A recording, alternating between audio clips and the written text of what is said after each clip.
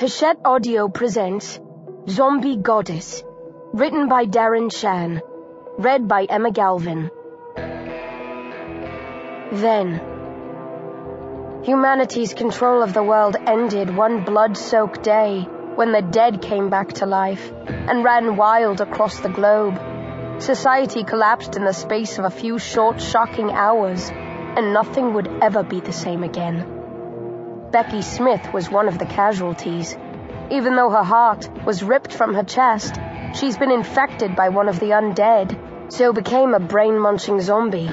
Months later, she recovered her senses and took her first tentative steps as a monster with a conscience. B learned as time went on that a war was being fought to determine the fate of the planet. Two powerful forces were pitted against one another on the streets of London. An insane clown, Mr. Dowling, stood on one side with an army of mutants and savage babies. The kindly Dr. Oystein stood on the other, with his team of compassionate, revitalized, zombie angels. Dr. Oystein told B that two viruses existed. One, Clemens 13, would wipe out every zombie in existence within a couple of weeks if it was released. The other, Schlesinger 10, would kill off all of the surviving humans just as swiftly. The doctor possessed a sample of the crimson zombie-destroying Clemens 13, but Mr. Dowling had gotten his hands on a vial of the milky white, human-annihilating Schlesinger 10, forcing a standoff.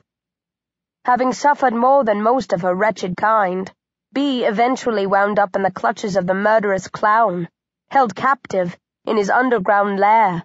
He professed his love for her, and she eventually agreed to marry him in exchange for his vow to stop killing. On their wedding night, reacting to some hidden command buried deep inside her head, she mentally ripped the location of his vial of Schlesinger 10 from his thoughts. Mr. Dowling attacked her, and they fought like tigers. B managed to escape with the aid of a cloned baby, whom she had nicknamed Holy Moly.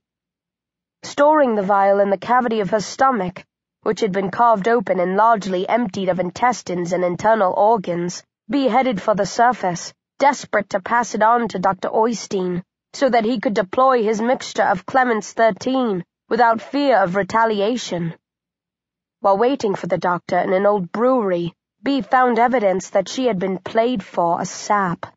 She was horrified to discover that it was Dr. Oystein who had masterminded the release of the zombie virus that had brought the world crashing to its knees. Shocked and furious, she struck out at the man she had grown to love and respect, then fled, terrified of what he would do if he had both vials in his possession. All seemed lost when some of B's fellow angels trapped her, but she was rescued by an ex-soldier, Barnes. He took her to a safe house, and the pair planned their departure from London. But, late that night, a familiar foe of B's appeared, Owlman, so called because of his massive eyes. Owlman had a sinister psychic hold over B, and to her horror, he ordered her to kill Barnes. A slave to his whims, she automatically obeyed. As B stared sickly at her dead comrade, Owlman pointed to the doorway, and Dr. Oystein calmly entered the old pub where she and Barnes had based themselves. Taking a seat, the doctor told B that Owlman was his nephew, and that he and she needed to have a little talk.